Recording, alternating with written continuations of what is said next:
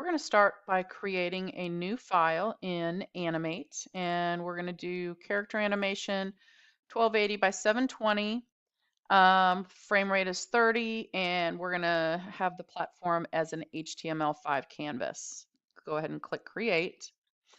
I always like to start off by doing a fit in window so I can see the entire stage in my workspace here. And then remember that we have layers in our timeline, and this is going to be important here because we're going to use 3 layers throughout the course of this assignment. So the first layer I'm going to go ahead and call Motion Tween. Oh, oops. Sorry. Okay, there we go. I'm going to call it Motion Tween, and I am simply going to make a ball look like it's bouncing across the stage. So I'm going to start off by getting my oval tool, and I'm going to give it a gradient fill color, and I'm going to change the stroke to transparent. I am going to turn on the object drawing mode so that, so that the pieces of it stay together. And then I'm going to draw a ball, a circle rather, that looks like a ball up here in the top left corner of my screen. Remember, to make it a perfect circle, you hold down your Shift key and let go of your mouse before you let go of the Shift key. Now, we know that this is an object because it's got the blue box and because it says so here in the properties. But when we want to make things move, we have to, excuse me, we have to make it a symbol. And a symbol simply means that it gets to be saved here in the library so that it can be used at a later time without increasing the file size. But it has to be done, okay? So we're going to go ahead with this ball selected. We're going to go to the Modify menu and choose Convert to Symbol. This is a good keyboard shortcut to memorize. By the way, if you're up for doing that kind of thing, is the F8 key to convert it to a symbol. Now, we always want to name our symbols something meaningful so that we can keep track of them. Name it. You have 3 different types of symbols that you can create: a movie clip, a button, and a graphic. For this particular one, it's perfectly fine that we save it as a movie clip type. And then we always, well, I shouldn't say always, usually we want to use a center registration point. And once you choose that, it usually stays there until you choose something different. And then click OK. Now, when we click on this object, you can see this little like crosshair in the middle. It still has the blue box around it, but there's a crosshair. And it tells you here that it's a movie clip when we look in the properties. You can also look in the library and you can see that it's there too. If we wanted to add a bunch of different balls, we could add that, okay? So we want to make this ball bounce down here and then bounce up off the top of the page.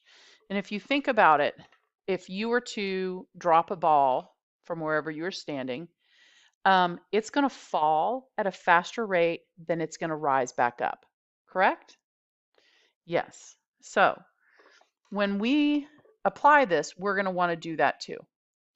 So a couple ways you can do this. We have to do what's called a motion tween. And if you look down here at your timeline, you can see that there is a keyframe. That's the solid circle right there. There's just one frame in this animation. And when we put a motion tween on, it's basically setting up a couple of keyframes, and then it fills in the motion between those 2 keyframes. Okay, so that's where the motion tween comes from. So we can right click on the ball and choose Create Motion Tween. We can insert, Create Motion Tween. We can also right click on that keyframe and choose Motion Tween. There's probably more places we can do it too, but those are the 3 that I remember quickly off the top of my head. So choose one and apply it.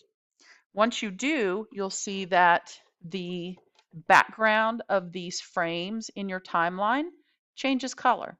Okay, it's kind of this orangey color. Okay, and you'll also see that by default, Animate makes the length of your animation 1 second. They just do that because it's got to make it at somewhere. And so with 1 second, they're just estimating. We can always make it shorter or longer based on what we want. But we're going to go ahead and say that in 1 second, this ball is going to drop down to the bottom center of our screen. So you make sure your playhead is over this last frame. And I say frame because there is no keyframe there yet. Right now, this is the only keyframe. The rest of this is just frame, which represents time. Okay. So I'm simply going to click on this ball and I'm going to drag it down to the bottom of this screen to where it hits the bottom. Notice that it just put in a circle there. Okay. Keyframe. We can scrub and you can see it move. Now, it's taking 1 second to get to the bottom, so we probably want to take a little bit more than a second to get back up to the top. So instead of going to 60, we're going to go to 70. So I can right click here and I'm going to choose Insert Frame. Okay. Again, insert frame is just extending the amount of time. It's not putting in a keyframe. Then with my playhead over that last one at 70, I'm going to move my ball up to the top right. And actually, I'm going to have it kind of go off the stage here.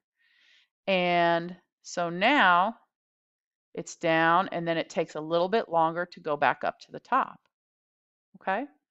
So that's a simple motion tween. And you notice that we had three keyframes there. Okay. So it allowed us to make basically 3 changes and then it filled in the motion in between. Now, I do want you to see that it shows you this path in blue. And you notice that when I get close to the path, it curves a little bit. Well, I can adjust my path a little bit and it makes it more curved. I don't like that curve as it's going back up. Maybe I'll make it go up that way and I'll try that again. Down, up, there. I kind of like that one, okay? But it allows you to manipulate that path. I'm going to lock that layer and then you can move on to the next video.